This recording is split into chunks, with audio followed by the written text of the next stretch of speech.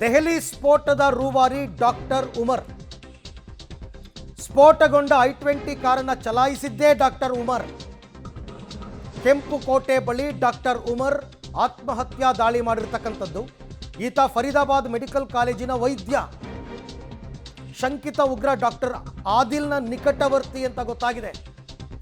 ಕಳೆದ ವಾರ ಕಾಶ್ಮೀರದಲ್ಲಿ ಸೆರೆ ಸಿಕ್ಕಿದ್ದ ಡಾಕ್ಟರ್ ಆದಿಲ್ ನೋಡಿ, ಇನ್ನೊಂದು ದೊಡ್ಡ ಲೀಡ್ ಸಿಕ್ಬಿಡ್ತು. ಇವಾಗ ಕಾರನ್ನು ಚಲಾಯಿಸಿದ್ದೇ ಡಾಕ್ಟರ್ ಉಮರ್. ಸೇಡಿಗೆ ಬಿದ್ದಿದ್ದ ಡಾಕ್ಟರ್ ಉಮರ್ ಅಂತ ಹೇಳಲಾಗ್ತಾ ಇದೆ. ಯಾಕೆಂದರೆ ಆತನ ನಿಕಟವರ್ತಿಯನ್ನು ಅರೆಸ್ಟ್ ಮಾಡಿದರು, ಡಾಕ್ಟರ್ ಆದಿಲ್ನ. ದೆಹಲಿ ಸ್ಫೋಟದ ರೂವಾರಿ ಡಾಕ್ಟರ್ ಉಮರ್. ಸ್ಫೋಟಗೊಂಡ I-20 ಚಲಾಯಿಸಿದ್ದೇ ಡಾಕ್ಟರ್ ಉಮರ್. ಆತನೇ ಆತ್ಮಹತ್ಯಾ ದಾಳಿಯನ್ನು ನಡೆಸಿದ್ದಾನೆ. ಕಾರಣ ಏನು ಅಂತ ಹುಡುಕ್ತಾ ಹೋದರೆ ಗೊತ್ತಾಗುತ್ತೆ.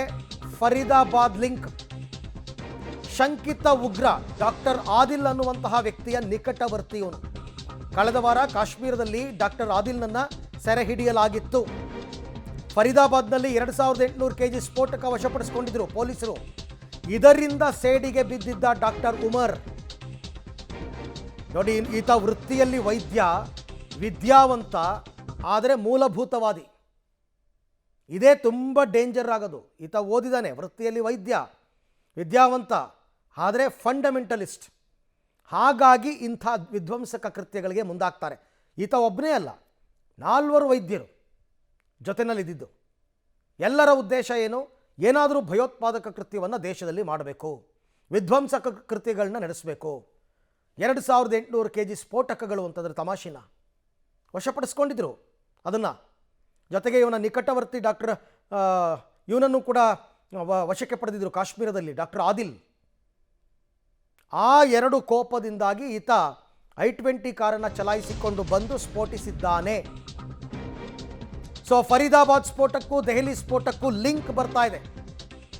ನಿನ್ನೆ ಶಂಕಿತ ಉಗ್ರರ ಬಂಧನದ ಬೆನ್ನಲ್ಲೇ ದೆಹಲಿಯಲ್ಲಿ ಸ್ಫೋಟವಾಗಿದೆ. ಪಾಕ್ ಜೊತೆ ಸಂಪರ್ಕ ಹೊಂದಿದ್ರು 3 ಐಸಿಸ್ ಉಗ್ರರು. ನಿನ್ನೆ ಗುಜರಾತ್ ಭಯೋತ್ಪಾದನಾ ನಿಗ್ರಹ ದಳದವರು ಈ 3ರನ್ನು ಬಂಧಿಸಿದ್ರು. ಒಟ್ಟು 8 ಜನ ವಿಧ್ವಂಸಕ ಕೃತ್ಯಕ್ಕೆ ಸ್ಕೆಚ್ ಹಾಕಿದ್ರಂತೆ. ಈ 8 ಜನ 3000 kgಯಷ್ಟು ಸ್ಫೋಟಕ, AK-47 ರೈಫಲ್ಸ್ ಎಲ್ಲವನ್ನು ವಶಕ್ಕೆ ಪಡೆದಿದ್ರು. ಇದರಲ್ಲಿ 4 ವೈದ್ಯರು ವಿಧ್ವಂಸಕ ಕೃತ್ಯ ನಡೆಸೋದಕ್ಕೆ ಭಾಗಿಯಾಗಿದ್ದರು. ನಿಷೇಧಿತ ಉಗ್ರ ಸಂಘಟನೆಯ ಜೊತೆ ಸಂಪರ್ಕ ಹೊಂದಿದ್ರು. ನೋಡಿ, ಇವೆಲ್ಲ ಒಂದೊಂದೇ ಮಾಹಿತಿಗಳು ಈಗ ಹೊರಗೆ ಬರ್ತಾ ಇದೆ. ಯಾರ ಕೃತ್ಯ ಮತ್ತು ಯಾತಕ್ಕೋಸ್ಕರ ಈ ಸ್ಫೋಟ ಆಗಿದೆ, ಈ ಎಲ್ಲ ವಿಚಾರಕ್ಕೆ ಸಂಬಂಧಪಟ್ಟಂತೆ ಮತ್ತಷ್ಟು ಮಾಹಿತಿ ನನ್ನ ಕೊಲೀಗ್ ಶಬೀರ್ ಅವರಿಂದ ಪಡೆಯೋಣ. ಶಬೀರ್, ಈಗ ಡಾಕ್ಟರ್ ಉಮರ್, ತಾವು ಬೆಳಗ್ಗೆಯಿಂದ ಹೇಳ್ತಾ ಇದ್ರಿ ಆತ ಕಾರ್ನಲ್ಲಿ ಇದ್ದಿದ್ದು ಕನ್ಫರ್ಮ್ ಅಂತ. ಈಗ ಆತನೇ ಕಾರು ಚಲಾಯಿಸಿಕೊಂಡು ಬಂದು ಆತ್ಮಾಹುತಿ ದಾಳಿಯನ್ನು ಮಾಡಿದ್ದಾರೆ. ಮತ್ತೆ ಅದಕ್ಕೆ ಕಾರಣ, ಇದ್ರ ಬಗ್ಗೆ ಏನಿದೆ ಮಾಹಿತಿ? ನೋಡಿ ಅರವಿಂದ್, ಕೇವಲ ಹರಿಯಾಣದ ಫರೀದಾಬಾದ್ ಆಗಿರ್ಬೋದು, ಜಮ್ಮು ಕಾಶ್ಮೀರ್, ಲಕ್ನೋ ಮತ್ತು ಡೆಲ್ಲಿ ಮಾತ್ರ ಅಲ್ಲ, ಗುಜರಾತ್ನಿಂದಲೂ ಕೂಡ ಮಾಹಿತಿ ಬರ್ತಾ ಇರುವಂಥದ್ದು. ಕಳೆದ 3-4 ದಿನಗಳಲ್ಲಿ ಒಟ್ಟು 8 ಮಂದಿ ಶಂಕಿತ ಭಯೋತ್ಪಾದಕರನ್ನು ಅರೆಸ್ಟ್ ಮಾಡಲಾಗಿದೆ. ಗುಜರಾತ್ನ ಭಯೋತ್ಪಾದಕ ನಿಗ್ರಹ ದಳ 8 ಜನರನ್ನು ಬಂಧನ ಮಾಡಿತ್ತು. ಅದರಲ್ಲಿ 3 ಮೋಸ್ಟ್ ವಾಂಟೆಡ್ ಅನ್ನುವಂಥದ್ದು ಕೂಡ ಗೊತ್ತಾಗ್ತಾ ಇದೆ. ಈ 3ರ ಪೈಕಿ ಒಬ್ಬ ವೈದ್ಯ ಅನ್ನುವಂಥದ್ದು ಮತ್ತೆ ಕಾಮನ್ ಫ್ಯಾಕ್ಟರ್ ತೆರೆದುಕೊಳ್ತಾ ಇರುವಂಥದ್ದು. ನೋಡಿ, ಕಳೆದ 3-4 ದಿನಗಳಿಂದ ಕಾಶ್ಮೀರ, ಅದರಲ್ಲೂ ಕೂಡ ಶ್ರೀನಗರ, ಫರೀದಾಬಾದ್ ಮತ್ತು ಡೆಲ್ಲಿಲಿ ಏನೆಲ್ಲ ಕಾಣಿಸ್ಕೊಂಡಿದ್ದಾರೆ ಈ ಭಯೋತ್ಪಾದಕ ಚಟುವಟಿಕೆಗಳಲ್ಲಿ, ಅವರೆಲ್ಲರೂ ಕೂಡ ವೃತ್ತಿಯಲ್ಲಿ ವೈದ್ಯರಾಗಿದ್ದರು ಅನ್ನುವಂಥದ್ದು ಗೊತ್ತಾಗ್ತಾ ಇದೆ. ಈಗ ಗುಜರಾತ್ನಲ್ಲಿ ಬಂಧಿತ 3 ಮೋಸ್ಟ್ ವಾಂಟೆಡ್ ಶಂಕಿತ ಭಯೋತ್ಪಾದಕರಲ್ಲೂ ಕೂಡ ಒಬ್ಬ ವೈದ್ಯ ಅನ್ನುವಂಥದ್ದು ಕೂಡ ಕಾಮನ್ ಫ್ಯಾಕ್ಟರ್ ತೆರೆದುಕೊಳ್ತಾ ಇರುವಂಥದ್ದು. ಇದೊಂದು ವ್ಯವಸ್ಥಿತ ಜಾಲ ಅನ್ನೋದಕ್ಕೆ ಇನ್ನಷ್ಟು ಪುರಾವೆಗಳು ಸಿಕ್ಕಂತೆ ಈ ಘಟನೆಗಳು ನಡೀತಾ ಇರುವಂಥದ್ದು. ಮುಖ್ಯವಾಗಿ ಇಲ್ಲಿ ಗಮನಿಸಬೇಕಾದಂಥ ಸಂಗತಿ ಏನು ಅಂದರೆ, ಗುಜರಾತ್ನಲ್ಲಿ ಬಂಧನಕ್ಕೊಳಗಾಗಿರುವಂಥ ವೈದ್ಯ ಏನಿದ್ದಾನೆ, ಆತ ಈ ಫುಡ್ ಪಾಯ್ಸನ್ ಮೇಲೆ ಸ್ಟಡಿಯನ್ನು ಮಾಡ್ತಾ ಇದ್ದ ಅನ್ನುವಂಥದ್ದು ಗೊತ್ತಾಗ್ತಾ ಇರುವಂಥದ್ದು.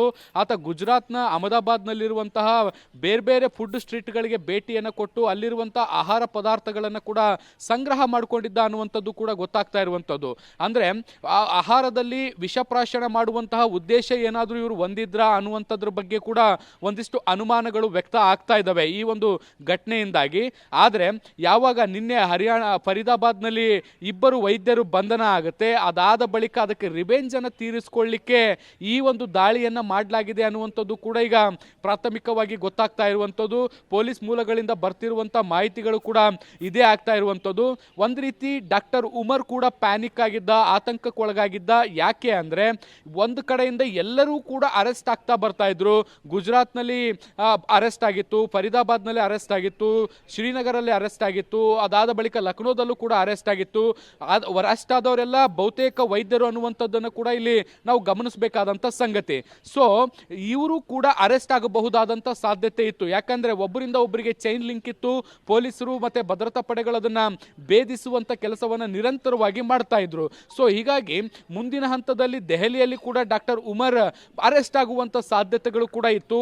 ಅರೆಸ್ಟ್ ಆಗೋದ್ರ ಒಳಗಡೆ ಅಂದುಕೊಂಡಂತ ಪ್ಲಾನ್ ಅನ್ನ ಎಕ್ಸಿಕ್ಯೂಟ್ ಮಾಡಬೇಕು ಅನ್ನುವಂತಹ ದೃಷ್ಟಿಯಿಂದ ಈ ಒಂದು ದಾಳಿಯನ್ನ ಮಾಡಿರುವಂತ ಸಾಧ್ಯತೆ ಇದೆ ಅಂತ ಈಗ ಅನಲೈಸ್ ಮಾಡುವಂತ ಕೆಲಸಗಳು ಕೂಡ ಆಗ್ತಾ ಇದ್ದಾವೆ. ಸೊ ಹೀಗಾಗಿ ತರಾತುರಿಯಲ್ಲಿ ಈ ದಾಳಿಯನ್ನ ಮಾಡಿರುವಂತ ಸಾಧ್ಯತೆಗಳನ್ನ ಕೂಡ ನಿರೀಕ್ಷೆ ಮಾಡಬಹುದು. ಅರವಿಂದ್, ಹಾಗೆ ಸಂಪರ್ಕದಲ್ಲಿರಿ ಶಬೀರ್, ನಿಮ್ಮ ಜೊತೆ ಮತ್ತೆ ಮಾತನಾಡ್ತೀನಿ. ಕೆಂಪುಕೋಟೆ ಬಳಿ ಕಾರ್ ಸ್ಫೋಟ ಪ್ರಕರಣದ ರೂವಾರಿನೇ ಡಾಕ್ಟರ್ ಉಮರ್ ಅಂತಕ್ಕಂಥದ್ದು ಕನ್ಫರ್ಮ್ ಆಗ್ತಾ ಇದೆ.